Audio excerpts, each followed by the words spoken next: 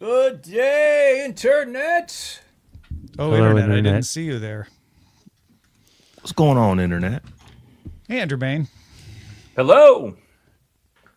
Hello. It's good to see you, Andrew. Nice to be here. Nice to be seen. Yeah. Do you feel seen? When you talk to me, Tom, I do. Thank you. Oh, that's nice of you to say.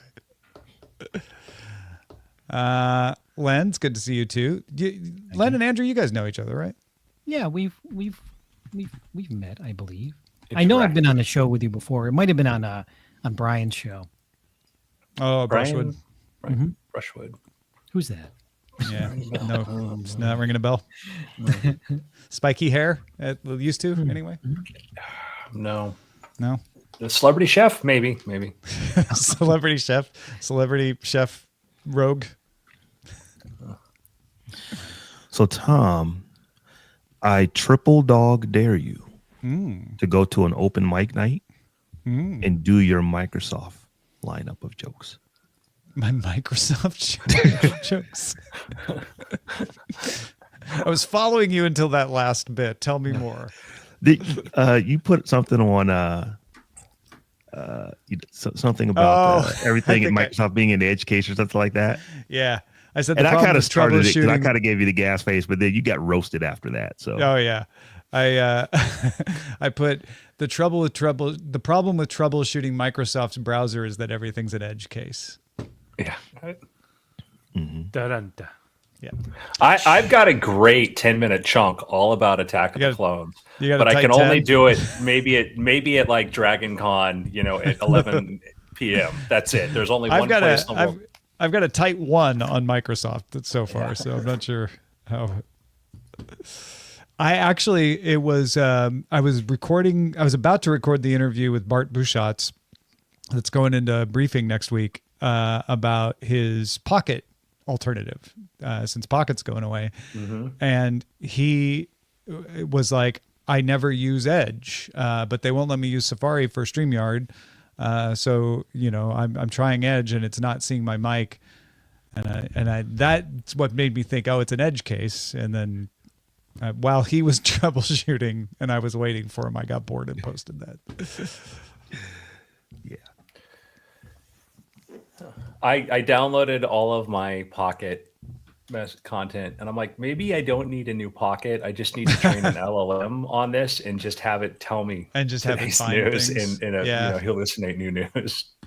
I exported all my Pocket stuff to Raindrop.io because that was what we were talking about and I wanted to see how it worked. And I don't think I'd used Pocket in 10 years, maybe 8 years, probably 8 years. So I probably won't miss it as much as some people will. I used it daily, probably up until whenever Reader from Readwise came out. I don't know how long that's been, 2 years, 2.5 years. Whenever Reader from Readwise came out is when I stopped using Pocket and started using Readwise. But one of the cool things is that Readwise actually can use Pocket as a source. Oh, so all of my Pocket stuff was already in Readwise anyway. Yeah. So I didn't need to do any importing or exporting and all that kind of stuff because it's already in my second brain. So yeah, I just stopped using it. And that reminds me, we need to do like a 10, 12 minutes on your second brain, Rob. Yeah, I'm wondering if that would. I was going to ask you, Rob. Maybe better for after the show, but I was asking you if you wanted to do something like that for Experiment Week,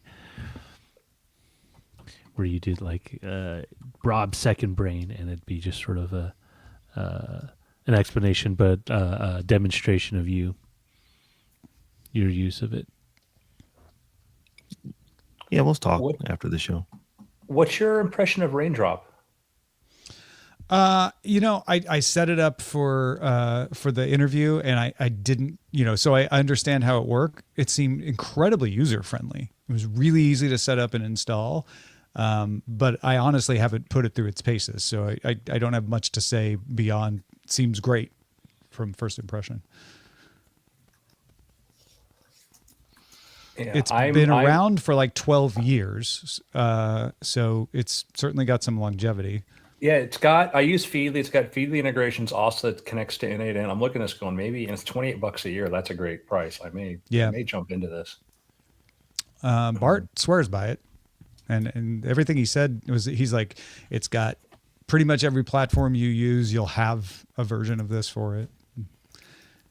Good. It does tags and folders, so you can do whichever style you want. It's one of the things that he liked a lot about it. And tolders. No, it doesn't do tolders. Yeah, not yet. That's a feature request, though. I just want to be different. It's on the roadmap, Len. Don't worry. Don't use bookmarks, use book folders. There you go. So, Len, how did your graphic journaling experiment go last Friday? I think it shook the cage a little bit, hopefully. Someone reached out and asked if I wanted to do something in September. Yeah. Which is good. And I can actually do live stuff because I was like live in person because I thought, I can't do live in person because the company I work for, I can't use their markers because, but I guess I misunderstood. They're like, no, we're gifting those to you. You can use them on your gigs. So I can do live stuff now, which is great. And it was nice. I was in Cincinnati doing a live gig and it was nice. I hadn't done a live gig like that since February. So I was afraid that I wasn't going to be able to do it. Like now, are you doing that again this week, or was that just No, you know what? I figured I didn't want to. I'll do it occasionally. I don't want to do it every time. But yeah, so maybe like every other week I'm on or something like that. If anybody missed it, you can go look at it. It's in the album art for last Friday. But Len sort of drew along with the stories so that everything was relevant to what we said. And there's a separate video of him doing it. I was going to say thank you so much, Joe, for pulling that together. Sure. That was really really cool. So cool. I really appreciate that. Yeah, I'll talk about it at the end of the show and say, hey, I'm available for it. You never know. It does make a huge impact when you're available for birthday parties, bar mitzvahs, OpenAI podcasts. Yes, anything. Exactly.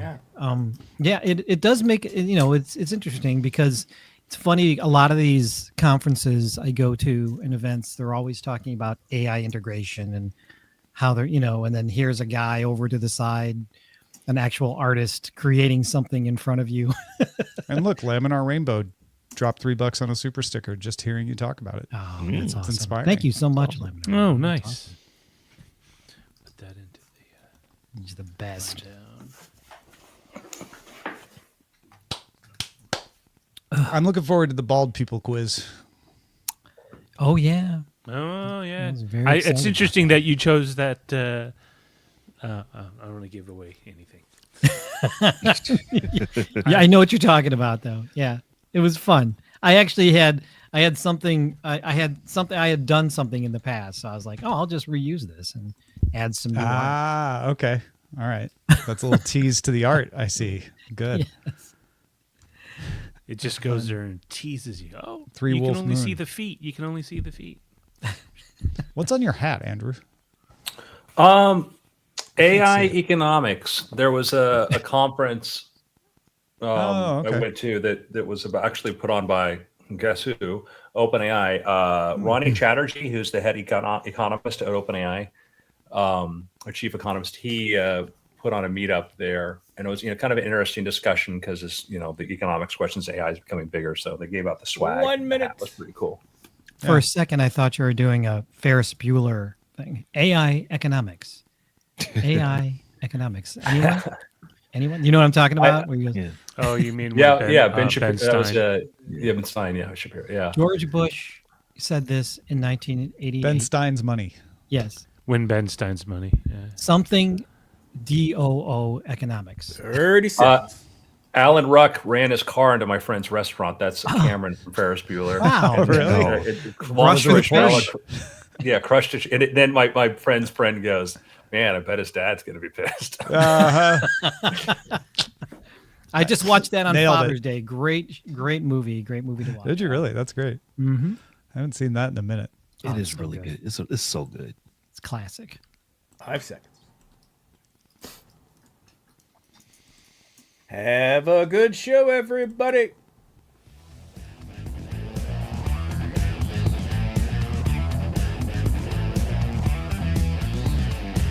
Good day, Internet. This is DTNS Live for Friday, June 20th, 2025 from Studio 7 in Los Angeles. I'm Tom Merritt. From Columbus, Ohio, I'm Rob Dunwood. Drawing the top tech stories in Cleveland, I'm Len Peralta. I'm the show's producer, Roger Chang. That's you, Rob. I'm sorry. I'm all discombobulated. But you know what, folks? DTNS Live is made possible by you, thanks to all of you, including Chris Zaragoza, Jim Hart, Mike Akins, and our new patrons, DJ, Brandon, Jerry, and Andy. We got 4 today. Yes. Hey, look at that. DJ, Brandon, Jerry, and Andy. We are down a Sarah Lane, though. So, apologies for a little bit of confusion there. But welcome to DTNS Live, the show where we discuss the tech news to try to help us all understand it better. And joining us today is Andrew Mayne, founder of Interdimensional. Welcome, Andrew. Thanks, everybody. Thank you for being here, man. It's good to see you again. Good to have you. Likewise. How are you doing today? Good. Great. Good. No, really. Busy week. No. Well, How are you Tom, really congrats feeling? on the congrats on the big launch of the new podcast. I know that's been a lot of work and a long time coming. Yeah, because one thing is when you're working on something for several months at a time and you can't talk about it, it's always like, hey, how are things? You're like, good. Good. Probably good. Probably good. I can't tell you. You just get used to that being the default answer. I get it. Yeah. Len Peralta, good to have you on a Friday as well. Yes. With your drawing fingers. Drawing fingers are ready to go, cracked and all up in your face. My fingers in your face. I don't know what that means, but okay. Sounds like a song. My fingers in your face. And Rob, I apologize. We had everything right, and then something got moved, and then I moved it at the last minute, so I made you look bad, and that's all my fault. So I just want to take that on me. Oh, okay. I was wondering. It's like, these are the things that happen when you're doing a show live. It's live, folks. That's how you know it's live. And in fact, if folks are watching or live, they can name the episode. Actually, you can name the episode anything you want, but we might use your suggestion if you're watching live and you submit it at dtns.showbot.tv. You can submit titles and vote on them. Had a little scare over the holiday yesterday. Showbot went away. Somebody, I think it was Clinton. Clinton sent us a note. It was like, Showbot is listed as being illegal or something. But it turned out BioCow, who operates Showbot.tv, had a credit card on file that, you know, how they pull it for fraud, and then he hadn't changed it, and then his backup didn't work.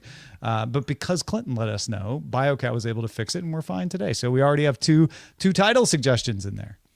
It's awesome. That is awesome. Yeah, that credit card stuff gets you, man, especially if you have a lot of domains and you're just not necessarily, it's not that you're not paying attention, but you just don't know that it doesn't charge. And they don't tell you until it fails. Right? The failure my first domains I bought in the 1990s, the registrars have changed corporate hands like 5 times. Yeah. So you'll get a bill from, Lithuanian Castle Rentals. It's crazy. What? You're like, when did I rent that Lithuanian? Oh, wait. No, that's just my domain name. Yes, there you go. Well, let's kick off the festivities with a few stories that caught our eye. A worldwide survey by the Reuters Institute for the Study of Journalism found that 79% of people surveyed don't receive news alerts on their phone in any given week. 43% of them have actively disabled such notifications. So the implication is a lot of people are like, I don't want to be bothered by news notifications. The report says people disable the alerts, quote, either because they feel they get too many or because they are not useful. A lot of consumers are overwhelmed by notifications of all kinds, not just news, and they end up turning them all off. That is me. I get way too many notifications, and I have a bad habit of not paying attention, especially if some of them are saying, hey, your mortgage is due next week. You should probably look into paying it. Don't turn that one off. That's a good one to get. No, it's not turning it off. It's just ignoring them like, swipe. Yeah. That's really bad. I figure if it's that important, I'll get the emergency broadcast system alert or the Amber alert. Beyond that, I can wait until I go check news instead of it just being pushed to me. BBC used to be so good. It would only give me a breaking news alert when it was literally breaking news. And then they caught on to the like, oh, we could put our feature reports in there too. And now I ignore it as well. Breaking news, the polls still have not closed yet. Well, yeah, it's the hard part. Once they have the lever, then the metrics, like, let's pull the lever, and there's not really a prisoner's dilemma calculation of like, well, 6 months from now, will this lever work if we keep pressing it right now? Like, who cares? It works now. Quarterly, yeah. Well, speaking of the BBC is accusing AI startup Perplexity of copyright infringement, alleging its chatbot reproduces BBC content verbatim without permission. The BBC is demanding the company delete any used content, halt further use, and offer financial compensation, saying Perplexity ignored web crawler restrictions and damaged the BBC's editorial integrity and reputation. Perplexity denies wrongdoing. The story comes from the BBC. How can you trust it then? It's not the first, nor will it be the last of a publisher saying our data is being scraped illegally. We want money for it, and I can't blame them. They created the content. They should. Perplexity shows up on shortwave radio. They might be on. I guess the question goes into it because we went through this a while back with sports scores and stuff like this, and it's like the idea is you copyright the information, but with an extent of that, where does fair use? And particularly, a lot of these publishers have enjoyed very liberal uses of fair use, and you have to figure out like, okay, it's not another publisher literally trying to reprint the thing, but trying to say, if I write a book and I read 10 BBC articles on it, do they own my book? Yeah, and how do you delete the content from the weights in the model? Again, ideally they don't memorize it. They learn, and also like one of the things we found is that if I give the same information to an LLM that's learned a lot of style, it can generate something that looks exactly like, because a lot of the formula of these things is very predictive. And, so that's the hard part too, is you can go like, it copied. Like, well, did it copy it, or is it you just use the same template every time? Yeah. And I think too, it's like we have this it's an interesting conversation. So you've had companies go out and start making licensing deals with news publishers because there's an advantage because the advantage one is the archival information can be useful for training. It's not as important as people think now. Like we're well into the world of synthetic data, but the world's like 3 years behind in where that is. But there are people making deals to try to make that to sort of work with this. And I think there's a world where 5 years from now, newsrooms are going to be probably primarily financed by AI companies. That's going to be the one, just by the deals and stuff. Yeah. Because also the size of it doesn't have to be big. It seems like it would behoove everyone to agree on new rules for this that everybody can agree on. But until then, if that ever happens, we're going to get a lot of these cases. Yeah. Well, Facebook is rolling out passkey support, and I am a fan of this. Rolling out passkey support for its mobile app, making logons more secure through fingerprint, face scan, or PIN. These passkeys offer superior protection against theft, guessing, leaks, and phishing compared to traditional passwords, as they only function with the legitimate domain. The feature will be available on Android and iOS soon, and will eventually extend to Messenger, allowing users to leverage their established Facebook passkey.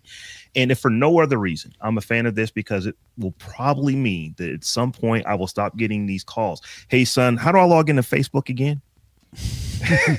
I am the password vault for at least 2 parents, a couple great aunts, and family members. So passkey is a good thing for me. Andrew, are you pro passkey? Rob, what's your email address here? He's irresponsible. Yeah, maybe you could handle Andrew's passkeys too. So those are the top 3 stories that caught our eye today. Big story out there today, Meta unveiling Oakley-styled versions of its smart glasses from the same company that makes the Ray-Ban one. So this isn't a new partner. This is just Meta partnering on a new brand from that same partner, EssilorLuxottica. The Oakleys are going to be available at first for $499. The Houston model, spelled as you might expect, HSTN. And then starting after a little later this summer, you'll get a bunch of different models that are available for $399. It's one of those, these are the limited edition ones. They're available for pre-order starting July 11th. And then the mix and match ones are coming later. Meta is marketing these. Well, I guess Oakley really is marketing these more towards athletic types. They have an 8-hour battery life, same IPX4 water resistance as the Ray-Bans, but they also have 3K video support. Otherwise, they work pretty much the same. I'm curious where we are with these kinds of smart glasses. The Ray-Ban, the second generation of the Ray-Bans have proved pretty popular. They've sold more than 1 million of them. People seem to review them well, but they don't have a heads-up display. They are coming with those later. There are ones from XReal and Google coming later that will have a heads-up display. Apple's apparently working on ones that'll have a heads-up display and just look like glasses. Andrew Mayne, have you bought any of these kinds of things? Are you looking forward to advancements in them? Where do you stand on it? I have the what is the InReal or the Air, one of the first ones they did, which is just really the video display in there, right? Not like a monitor, basically. Yeah, not the Meta ones, whatever. That's been, by the way, fantastic, by the way. Like if Apple had just made a stupid thing I plug into my iPhone that was a better version of that, I would have been very happy instead of my Apple Vision Pro. Mm-hmm. The Meta glasses, yeah, once the HUD comes in there, then it becomes interesting. Right now, I'm like, so I get AirPods above my ears? Yeah, and you get access to the Llama model all the time, you know. Yeah. So you can ask it questions. Cool. I get Meta knowing everything I'm looking at. Yeah. And all of that.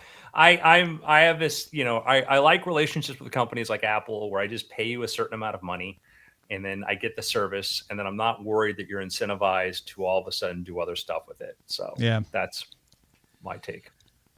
I'm coming around to these, not necessarily the ones from Meta, but I'm coming around to the idea that I can, because I wear my glasses all the time. The only time I really wear contacts is if I'm doing sports or something like that, or if I want to wear like some cute sunglasses that don't have prescriptions.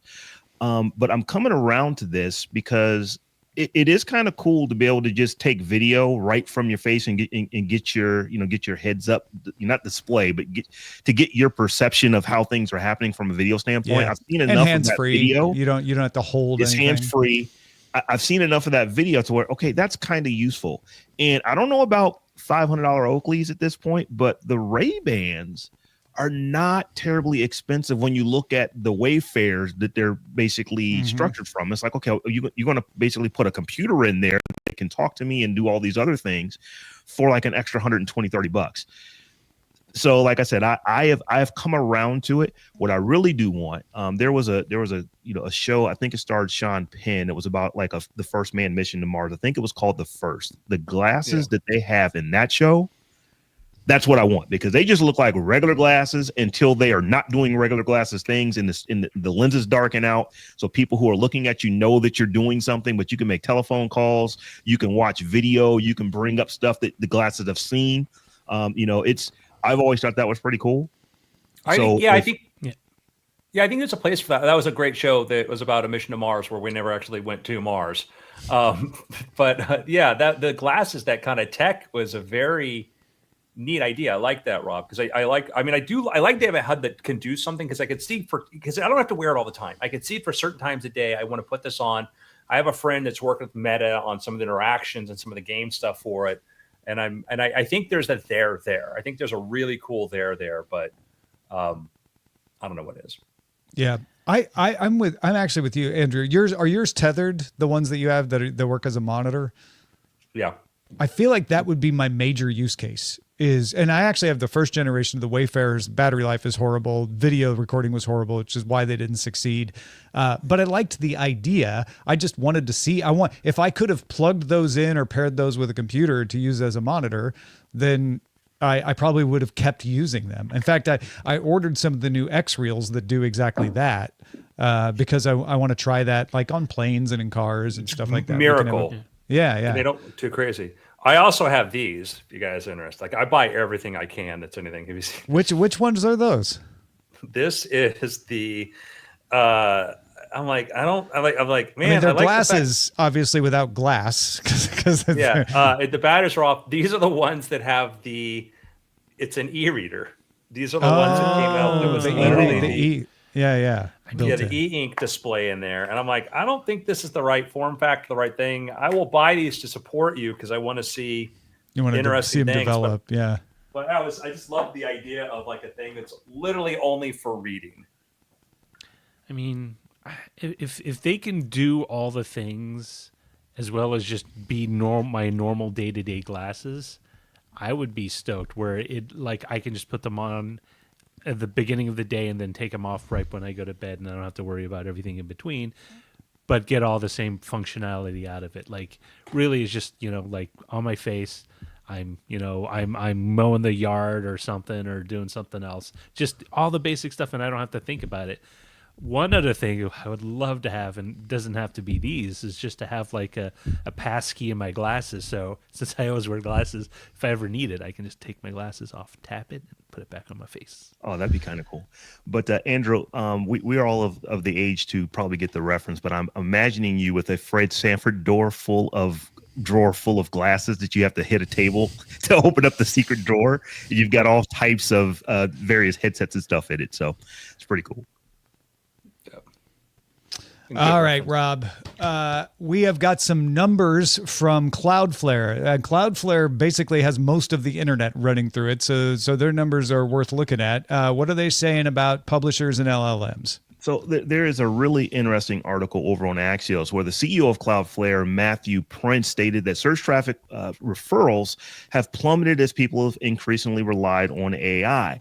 And if you go back 10 years ago, Google crawled 2 pages for every visitor it sent to a publisher. That's pretty good. If it crawls 2 pages, somebody's going to search and go to one of them. But 6 months ago, for Google, that was a 6-to-1 ratio. For OpenAI, it was a 250-to-1 ratio. And for Anthropic, it was a 6,000-to-1 ratio. But if you move to today, for Google, it's 18-to-1. That's still not horrible compared to these other ones. But for OpenAI, it's 1,500-to-1. And for Anthropic, it is 60,000-to-1. So basically, Anthropic is not sending anybody to the page where the data was scraped from to ultimately train the LLM. It is, if you go there and you get your data, that is where your searching on the internet goes. You get the answers from it, and you're not doing anything else. That is a problem for these publishers. It definitely is a problem for them. But one of the problems for the people who are using it is that we aren't really checking sources on this stuff. And I heard this was sometime last week. I'm not sure who said it, so I don't want to take credit for somebody else's quote, but AI doesn't necessarily stand for artificial intelligence. It stands for assume incorrect, because this happened. This is a real thing. It happened to me yesterday. We have an actual picture of this where I did a search for, I believe my search was Black women with multiple Oscars, and it gave all kind of wrong information. So number one, there are no actresses who actually have multiple Oscars, but it said Whoopi Goldberg had 2. She does not. It said that Angela Bassett has 2. She didn't even have 1. She has a honorary, which is not an acting one. It gave a picture of Viola Davis. It didn't mention her at all, but she doesn't have 2 either. She's got multiple nominations. But the other thing that this did was it actually told you that for this movie, Whoopi Goldberg won, which she did not win. She did not win for Color Purple. Now, there's an argument that maybe she should have, but she did not actually win for that. So these type of things are in there as well. And it even gave a source of where it got the information from.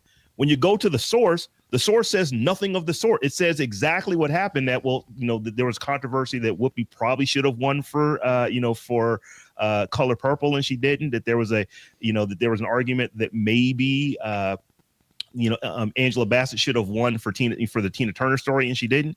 But it never said that they did win. It just said that there was controversy around maybe they should have, and the LLM got it wrong. This was off of Google.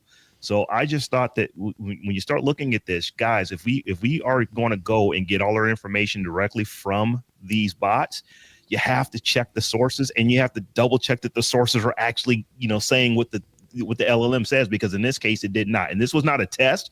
It was something I was actually looking for the answer to ultimately try to win an argument that I was having. Yeah. Did you use it anyway so you could win the argument? No, because it did not support my point. It's interesting because like hallucinations it's a consistent problem, but it's one of the things that's you have to look at the metric over time to find out has it gotten better. And we see this dramatic improvement over time with these models. With a thing like Google there, you don't know, did they try, Gemini Flash 1.5, the super distilled down model, or they use the fancier model, and they're trying to do the cheapest one they can because they want to optimize for this. The thing I bring up is I can give you a list of examples I collected pre-AI that were all wrong on Google, like the number of emancipated minors in the United States, and it would tell you like 250,000. And I'm like, how did it get this number? And I guess this before they're using AI stuff. It was because somebody wrote a slop blog post that had the wrong number in there, and that became the only source. And you would start to see all of these edge case examples even prior to AI that were just flat out wrong because they're trying to give you this sort of like short answer or whatever. And we've gone from what does the internet say collectively and having some algorithm that maybe chooses the best thing to now we have AI systems that try to make it. And part of the reason when you see that number of like how many, like, oh, look at 1,500 articles, that might, and again, there's a difference between when you're doing an AI search and when you're training. I wasn't sure what the difference was there. If they're talking about for training a model versus having a model find a thing. If my model has to go through 1,000 articles to find the three, to summarize three things to make a point to me, do I need to cite 1,497 wrong ones or ones that weren't helpful? So it gets to be the sort of, I think that like do these things get better? And I would say the hallucination problem, like having worked early days GPT-3 through GPT-4, watching the hallucinate drop consistently down there has been great. Now I know cancer researchers and stuff who use like deep research and use because also like if you're using ChatGPT and you don't know, go use 03. If you're just using 4.0 for some things, you run into that. And I think we have to educate people on here's how you get the better answers, but here's what they are. But they do get better over time. Yeah, I'll back that up. When I use deep research, I have way more confidence in it because not only is it throwing sources that look correct, and when I check them, they are correct, but it is working those sources. It is chewing on them, so to speak.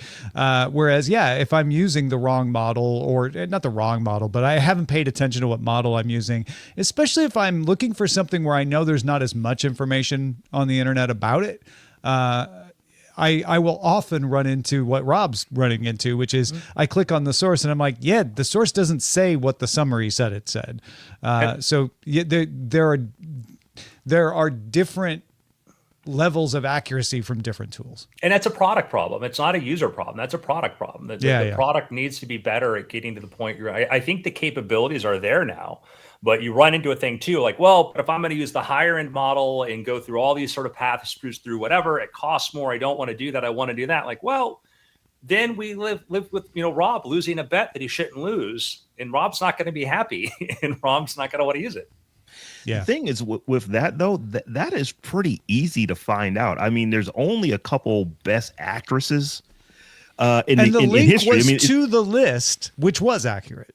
The list was accurate. Yeah. The interpretation of the list was wildly inaccurate. It completely made stuff up. And I'm like, that's not good because it said it so assuredly that if you didn't know that Whoopi didn't win for The Color Purple, Google said she did. She must have won.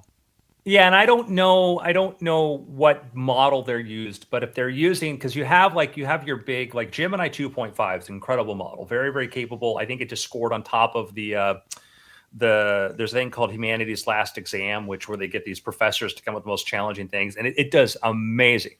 They might not be using Google, Gemini's 2.5 thinking model on there. They might be using this really stripped down, distilled 8 billion parameter tiny model because they only want to spend so much per query. And so that's the thing you run into is they might be like, if it's kind of there, is that okay? And that gets to be a challenge when you're incentivized for ad tech because if it's good enough, are people happy? So I wish I could tell you, what it was, what caused it. Frustrating. I did run the same. I ran the same search multiple times back to back to see if it was going to give me the same information. And probably within a 5-minute window, it absolutely did. I ran it again this morning, and everything is correct. In fact, it even said that there is no actress who has won 2 for acting, but it actually gave the black. I think she is a designer who has won 2 for like set design or something like that. So it actually did correct itself. The weirdest thing though is that it used the exact same article that it got wrong the day before to reference this person winning 2 for set design. And I'm like, yeah, Google, you got to get better with that, because this wasn't a hard question to answer. Yeah, the risk is like Apple Maps, which got much better, but when it first came out, it was not. And a lot of people like myself just sort of did not want to use that. And that's the thing that, OpenAI runs into, Google runs into. If you're not comfortable with this, or you don't understand the framework of which is giving you an answer, that's on them, not on you. And if you don't come back, it's like, well, I will say this at the bottom of the AI summary, it does say that these answers may not be factual. So I'm like, yeah, you're darn sure about that. Yeah. CYA. Yeah. Yeah. Remember they had the gluing pizza down. They had the whole thing there. Like eat rocks, all that stuff. It's hard. I'll give you one more sort of thing too. Is I realize this when you watch Apple put out the Apple phone. If you have a product and you have a defect rate of 1 per 10,000, that's pretty good, right? But if you put out 100,000 products, maybe 10 people might have a defect. When you put out an Apple iPhone and you have 20 million people with these, all of a sudden you get a bunch of these examples, and you all of a sudden, and Google has that thing, because it's like you might be doing 40 Google queries per day, and only 1 out of 40 was wrong. But when you're paying attention, that's a big deal. And so there is just that these things become more apparent when you start seeing the scale. Yeah, every product release has the same effect, where there's always a bug that becomes the big headline with a brand new product if it's adopted in large enough numbers. It happens to the Pixel, it happens to the iPhone, it happens to the Samsung Galaxy, because there's always that bug or that feature or that weird thing that doesn't show up until you get it in the hands of 20 million people. Well, folks, if you are watching us live on YouTube live stream, you can do us a favor, do us the solid of clicking that like button. It does a lot to help us out. It will help us. And if you haven't subscribed yet, do that too. Don't be a hater. Subscribe to the show. It is awesome. You will love what you get from us. All right, so the big reason we wanted Andrew on the show today is to talk about the brand new OpenAI podcast. If you haven't gone and watched or listened to it, I highly recommend you do so. It's a great sit-down discussion with Sam Altman, the CEO of OpenAI. Andrew, let's first of all talk about like what was in this particular episode, the premiere episode. Obviously, a lot of eyes on it. If you had to pull out one thing that y'all talked about, what do you think is sort of the highlight? Certainly, I mean, from a technical point of view, Sam kind of talking about, the time frame when GPT-5 comes out. One of the topics that they wanted to talk about too was Elon Musk, Sam's take on what's going on with, Elon and the administration. Those were a couple things there that were kind of bigger things. A bit Stargate. Like Stargate's one of these things where people hear this term and like, well, what the hell is Stargate? So kind of getting Sam to unpack a bit what Stargate is and what, this and why you would want this, I thought was great to have that opportunity to have them explain that. Yeah, and obviously people should listen to Sam's actual answer, but I thought he gave a more, I don't want to say thoughtful answer because that implies that his other answers weren't thoughtful, but a more complete explanation than I had heard yet. Yeah, and the paraphrase, Sam, is that when you start thinking about these data centers, why would you do this? And Sam's point is, if you knew what we could do with 10 times more compute or 100 times more compute, you would want that right now. And that's because as we mentioned before, tools like deep research, and we're starting to see signs of when you put these in the hands of capable scientists and say, okay, go find me 5 candidate proteins to do a thing, and it comes back in 20 minutes with something that would have taken you 2 weeks, you start to get excited about the prospect of having more tools for people to use to do this and to bring a lot of the benefits of the future from the future into the present. Yeah. And you talked a lot about ads, which was one I hadn't really necessarily expected to be as big of a topic as it was for you, and sort of when and if OpenAI is going to start putting ads on its products. Yeah, again, there was no plans to put ads into products, but that was a question I wanted to ask him, was because that's the thing that comes up is, where you're, when we look at how things get monetized or where they go, what is that pathway? And Sam talked a bit about incentives, and the idea is that, if you're incentivized towards showing lots of ads, that's not going to be the best thing. And for them, I think OpenAI is in a unique position where, like Apple, where you're paying a premium for the product. If you're paying for the pro tier, you're paying for you're paying for the plus or the pro tier. The moment you start to feel like something is degrading that experience, you're going to be frustrated and want to switch to something else. When you're on purely ad supported platforms and you're upset about the ads, what are you going to do? Go to another ad supported platform, and that's a thing that consumers have to think about. And so it made it very clear about the idea that if they were to do a thing, it has to be done in a way that you're glad that it's there. Like, I would love to do my shopping through ChatGPT or Claude or Gemini or whatever. I would love to just say, these are the things I need. Find me the best price. Go at it. You get a commission. I don't care.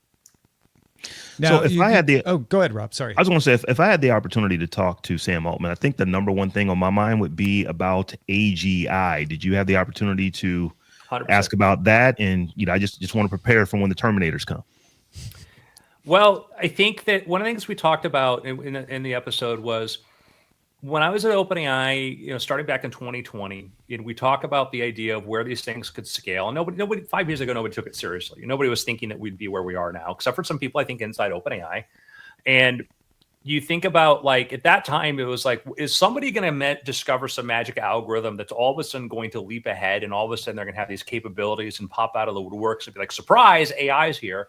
And that ended up not being the case. GPT-3 was a thing OpenAI released, via an API. People used it in the public. They learned how to use it. People built competitor products. GPT-4 came out. And I would say take almost a year for an actual competitor to GPT-4 to come out.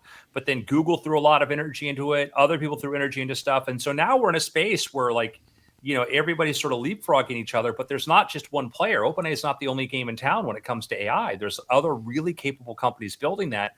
And there's a lot of people thinking about safety. There's a lot of people thinking about that, but also the way these systems work.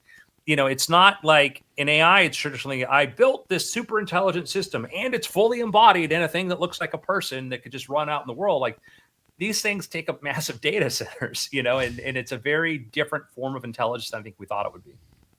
You hit on some hot topics in this episode, like energy. You mentioned Elon Musk and talking about that. How do you determine what topics you're going to talk about with Sam?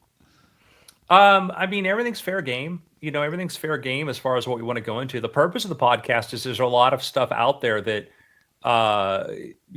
has attention, maybe slightly controversial, very controversial topics and stuff. Like we mentioned the New York Times lawsuit. That's a thing where, New York Times wants basically to have the ability to search everybody's records on ChatGPT, before a court case are involved. And it seems like incredible overreach. And the goal there was to say, hey, let's have an opportunity to talk about, get people at OpenAI, their take on these things. And again, it's going to be their take on these stuff, but also ask some of these more controversial questions out there instead of just, having nothing to say, or maybe waiting for a reporter to ask for a specific question to give response to, say, hey, let's be proactive. Oh, okay. So what can we expect from future episodes? It's not just going to be Sam every time, or? No. Yeah. It'd be awesome. If I could sit down with Sam every week. You could get that amount of his time, I'm sure. Yeah. I don't think he'd be as into that as I am, but I've got some interviews coming up with some more people who work at OpenAI, working on some of the product stuff and asking kind of equally in depth and stuff. So we'll find out more about, we'll be hearing about, probably how OpenAI is so amazing at naming things. We're going to find out, if you can't see the sarcasm on my face, audio listeners, we're going to talk about the origins of some of the stuff. Yeah, and basically a lot of it's not, the goal is to get deeper into the company. It's not really like, let's just talk about the latest product. We'll talk about the history of a thing, and let's kind of get into a lot of these, from economics to product development, et cetera. Yeah. How did this come about? As much as you can tell. So I started OpenAI originally. I was on the applied engineering team. I was a member of technical staff. I did that for about 2 years. And then I was interested in kind of the communication side of how do we tell people about this? Because I think there's a lot of great intelligent questions out there, but how do we kind of be present and sort of answer them? So I was made the science communicator at OpenAI. I spent 2 years doing that. And then I left to go work on my own company, Interdimensional. And then basically some point along the way, OpenAI was thinking about the idea of doing a podcast to sort of kind of go deeper and communicate that. And they thought something would help would be somebody who could ask questions, who wasn't an employee. Mm-hmm. And, I'm obviously, my friends work there, whatever, I'm connected to the organization, but I'm not worried if I ask a question that all of a sudden I'm going to have a manager come in and go, oh, you shouldn't have said this, or whatever. Yeah. For me, it's a fun thing to do, and I can do it for as long as I find it to be fun. But I have my own business, other stuff going on. So for them, it was good to have somebody who understands has the technical experience, but also the communications experience. Yeah, you're somebody they know. So it's not just a wild card, and somebody who's familiar, but also you've got a measure of independence there. I think that's an interesting in the media way to experience. Yeah, in the world of AI, there aren't. I was the original prompt engineer at OpenAI, and then when you start to say who are the number of people who've been involved in AI deeply for the last 5 years, have also been hosts of TV shows. It's a very narrow list. Has anyone done a discovery show with a shark and also worked at OpenAI? Raise your hand. Yeah. No, that's fantastic. Well, congratulations on the launch, man. Thank you very much. It was a good first episode. I enjoyed listening to it, and I put it through Notebook LM as well, and listened to them. I listened to the audio generation Notebook LM version of it, and I have to say, they got the high points right. But it wasn't as good as listening to the original thing. Well, thank you for saying that, Tom. Yeah. But it is those tools, Notebook LM, Deep Research. What a world we live in, where you can have an AI-generated deep dive into a topic. And I think I think Google had another tool out there too that was like an even deeper, like could take archive papers and stuff like this. Yeah. I love this. I love all of this. It's pretty cool. Well, and we'll get to this at the end too, but this is just on in podcast catchers on YouTube. It should be easy to find, right? It's not like it's a on special Apple subscription. Podcasts. It's on the OpenAI YouTube channel. Yeah, it's just out there in the world. All right, it's the end of the week. Time for our fun Friday quiz. Roger Chang, always coming with something. What have you created for us this week? So one of the things I noticed about looking at many of the personalities that inhabit the Silicon Valley, or the tech industry as we know it, there are certain visual aspects of their personality that show through. So Steve Ballmer, Jeff Bezos, and Mark Andreessen are iconic, smooth, shaved-headed personalities that you often see mentioned in the news. Wow. What this quiz will test is, can you match the person? Are we sure that's Mark Andreessen? Yes, that is him. That's not a more familiar shot that I've seen. That's interesting. No, that is him. I searched for him and I triple checked to make sure. Okay, yeah. I mean, I thought that was a photo manipulation, but that's actually him. I have comments later, but that's not the photo I usually see used. Let me just put it there. Yes, that is true. But can you match the person with their particular quotes? Now, the answer can only be Steve Ballmer, Jeff Bezos, or Mark Andreessen, so you only have 3 choices. But you guys ready to start? Let's do it. Yeah. All right. The first quote comes from, we don't know. The common question that gets asked in business is, why? That's a good question, but an equally valid question is, why not? Why not? I'm going to say Bezos said that. It's kind of Bezos-ish. I could be Andreessen, though. Well, I'll go Ballmer. Cover the spread. One of us will be right. Andrew, break the tie. Yeah, I'll throw out. So it was between Bezos, Andreessen, and Ballmer, right? Yeah. Yes. Which I'll just go with Andreessen. Jeff Bezos. Hey, Len got it. He seems like a why not type of guy. Yeah. I honestly was between Bezos and Andreessen because they're both kind of why not kind of guys. I tried to make sure the quotes were not as distinctive, like, right.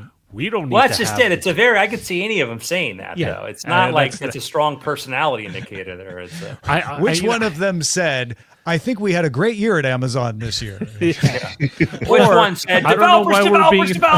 I don't know why we're being investigated for antitrust. I mean, we're a perfectly legitimate OS. Actually, that could be 2 of them at this point. You're looking for quotes like, pass the butter. Yeah. Something more distinct than that, but less distinct than developers. Next, when we you have, highlight the answer, we all see it in the doc. yes, just so I you know. don't know who did that. So Well, whoever is highlighting the answers. Thank you, Joe. Thank you, Joe. Okay, thank you. All right. There's always more demands than there is time to meet them, so it's constantly a matter of trying to balance them. And I will look to the chat room to figure out who's guessing on what. There's always more demands than there's time to meet them. That sounds. That's too many words for Balmer. Yeah. So it's constantly a matter of trying to balance them. Balmer's a pretty wordy guy. It's a Balmer thought, but when he gets quoted, it's usually shorter. Yeah. And there's probably a There's always more demand than that. wow in that. I'm just gonna guess Andreessen for everything. I'm gonna go Andreessen as well.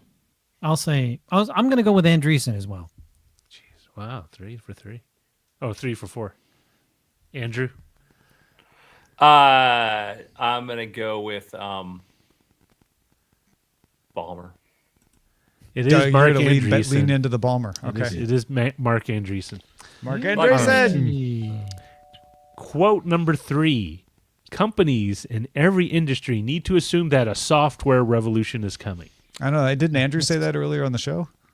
But he's not bald. Yeah. So. I'll say Balmer. I'm going to say Balmer on that. That is Microsoft. I mean, it's a software revolution that kind of gives revolution. it away. Although Andreessen in the Netscape years could have said something like this. I think it's Balmer. I'm gonna go with Balmer. So if I win with the group or lose with the group. So it's a 4 for 4. Herd okay. mentality. Right? Or wait, Len, did you say Balmer? I said Balmer. Okay. Yeah. So it's Mark Andreessen. Damn it. All right. This one might be a little easier. We are stubborn on vision. We are flexible on details. Balmer. Sounds Bezos. very Balmer. That sounds I haven't like had a Bezos one yet, so I'm just gonna say Bezos. Yeah, you just want to give Bezos some love. So Balmer, Bezos. Yeah. All right.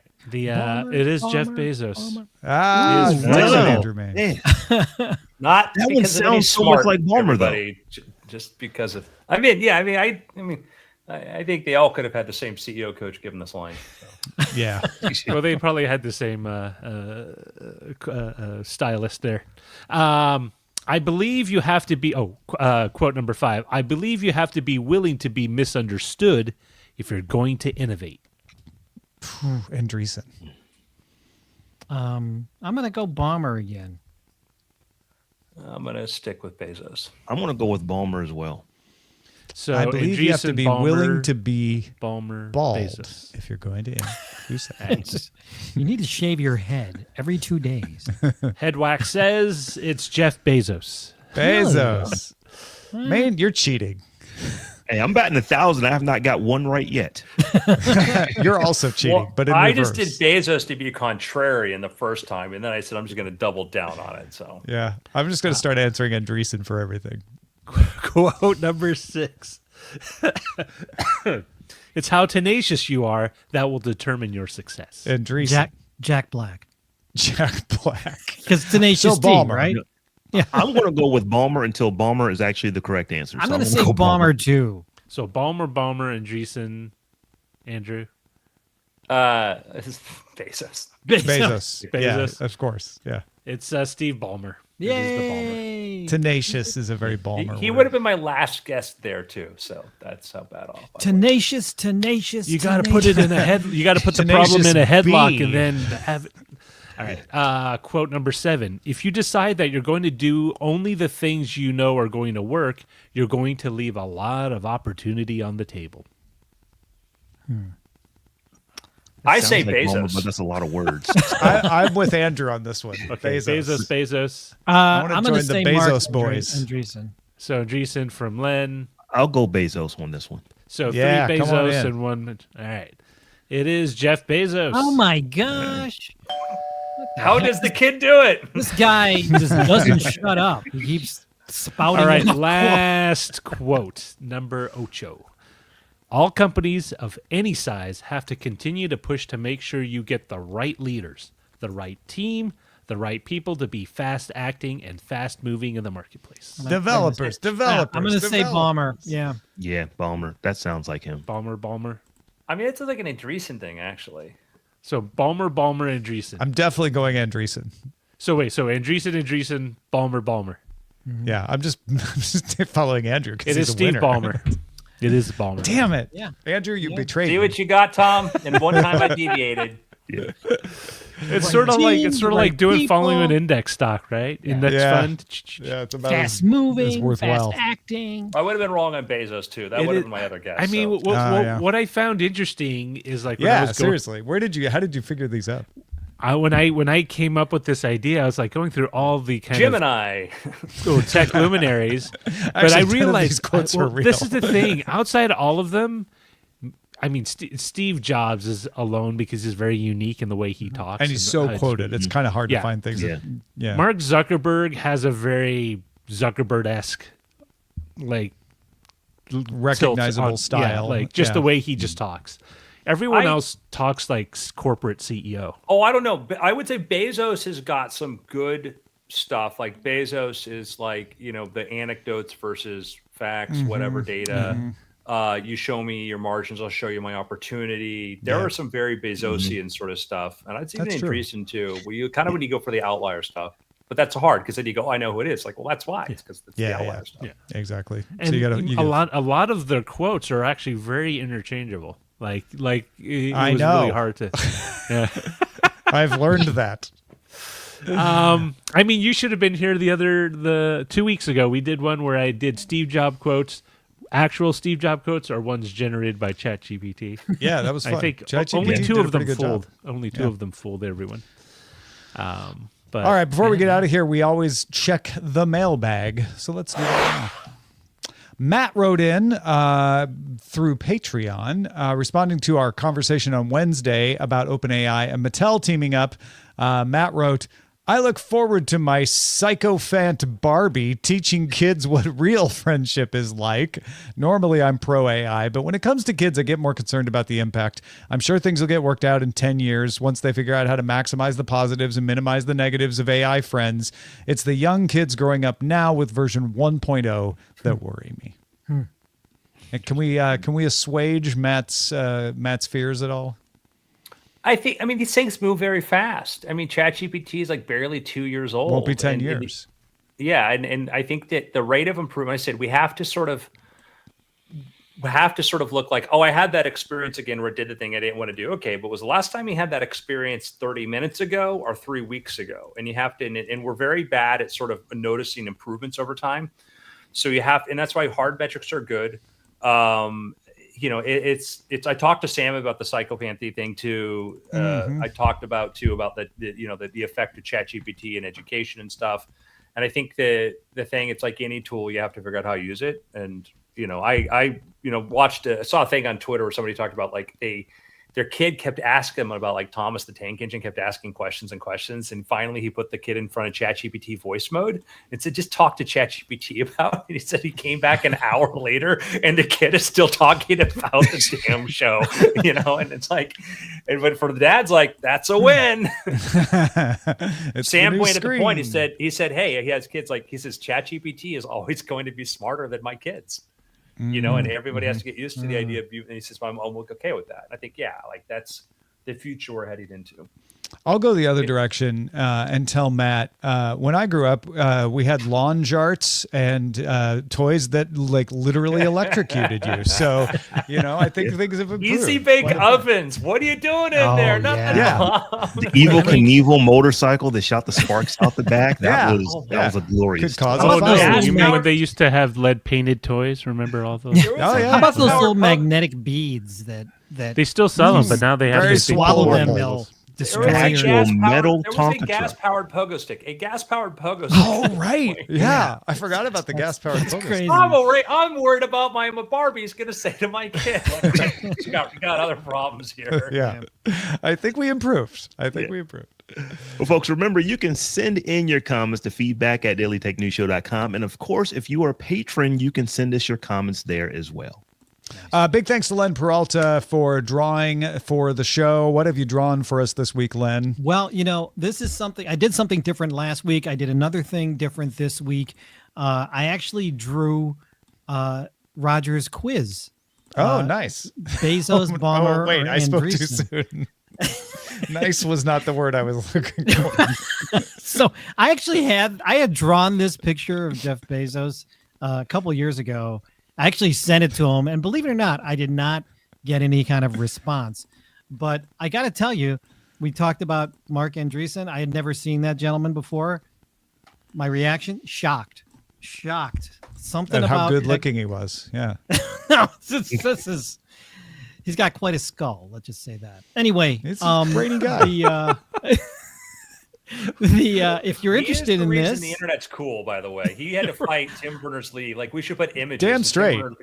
Yeah, Netscape back they had the argument. Tim were like, I don't know, maybe it should be text based. And Mark's like, I think we're going to want images on the internet for this to be cool. Yeah. So let's show him a big debt of gratitude because your career would not exist.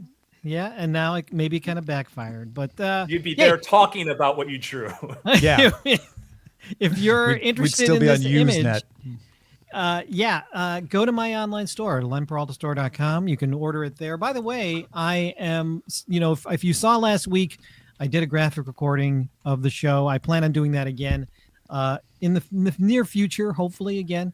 If you liked it, please let Tom know, let the show know. But I'm also available to be hired as a live or digital artist for graphic recording. So hit me up either on LinkedIn, wherever. And if, wherever I am, I'm everywhere. So excellent. You're going to want to see this art if you haven't watched the video version. So go to lenperaltastore.com. That's pretty. And now I know graphic recording means something completely different. Nick with the C. Yes. It's a little Nick bit with the C different just than what asked if this is a clip show. Len makes graphic recordings, everybody. Literally. Very graphic. Very graphic. Andrew Mayne, of course, the new OpenAI podcast, wherever fine podcasts are vended. But where else should people go to keep up on your stuff? On X, I'm at Andrew Mayne. That's Mayne. And then andrewmayne.com for my blog. And then I do another podcast, if you're curious, with Justin Robert Young called The Attention Mechanism, which is sort of a deep dive into AI. So, and weird things. I will second the recommendation of Attention Mechanism. It is must listen as soon as it comes out for me. I always pick up something new and useful from you and Justin having your conversation. So thank you for doing that. It's a really good show. Awesome. Thank you, Tom. I think you're only listener, but that's fine. We keep doing it. For now. That's why I'm trying to really encourage you to keep doing it. What's funny is I give some very hot takes in it. So I'm always like, how much do I want to promote this out there? Because I don't know. Yeah. No, it's good stuff. It really is. Well, folks, during the show, you've been submitting titles over at dtns.showbot.tv, and we've got some pretty good submissions over there. So let's kick it off with the Reverb Mike submits smart glasses half full. We also have Ken Atafian with breaking news. Generalissimo Francisco Franco is still dead. I like this one by GPEG84, the Altman files. It's a good one. Lion Jim Video thinking maybe we should label this a live show by humans. That's not bad. Nothing suspicious there. And this is GPEG's got another just pretty simple one: Ballmer, Bezos, or Andreessen. If I didn't know anything about like Silicon Valley, the technology, it sounds like a law firm. Like, I got into a car accident. You should call Ballmer, any three Bezos, names. Just put three names together. It always but there's something like unique about Ballmer, Bezos, Andreessen. Just sounds great. Now I want to do you know the game Murder Boff Kill, where you have a list of people and you have to decide which one you're going to murder, which one you'd hook up with, and which one you would kill. I know it by a different name, Tom. I'm using a different name on purpose because I don't want to have to use the explicit tag, but you get my meaning. I was like, that's not what we called it. Yeah. Anyway, I feel like you could do a version of that with Ballmer, Bezos, Andreessen. Well, Tom, who did we go with? Who won today?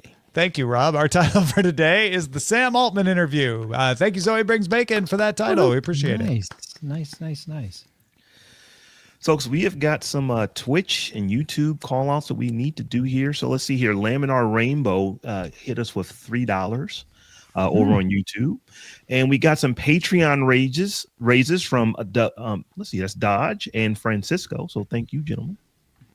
We got so many Twitch supporters here. I'm lagging a little on getting them in here for you, Rob. So apologies for that.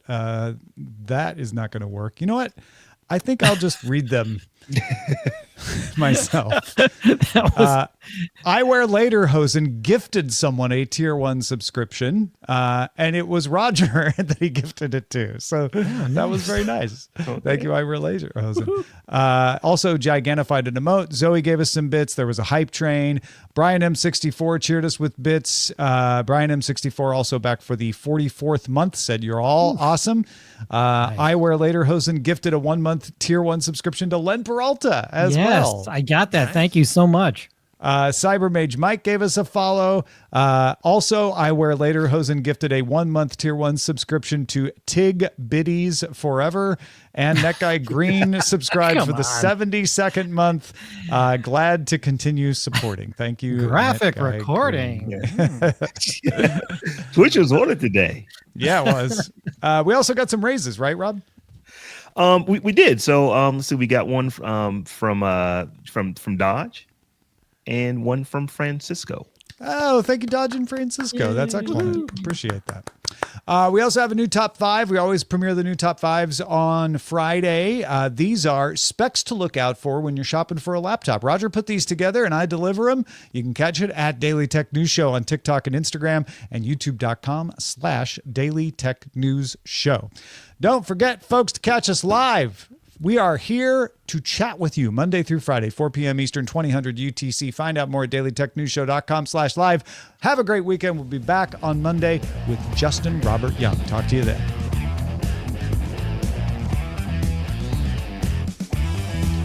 This week's episodes of Daily Tech News Show Live were created by the following people. Producer and host Sarah Lane. Host Tom Merritt. Host Rob Dunwood. Producer Roger Chang.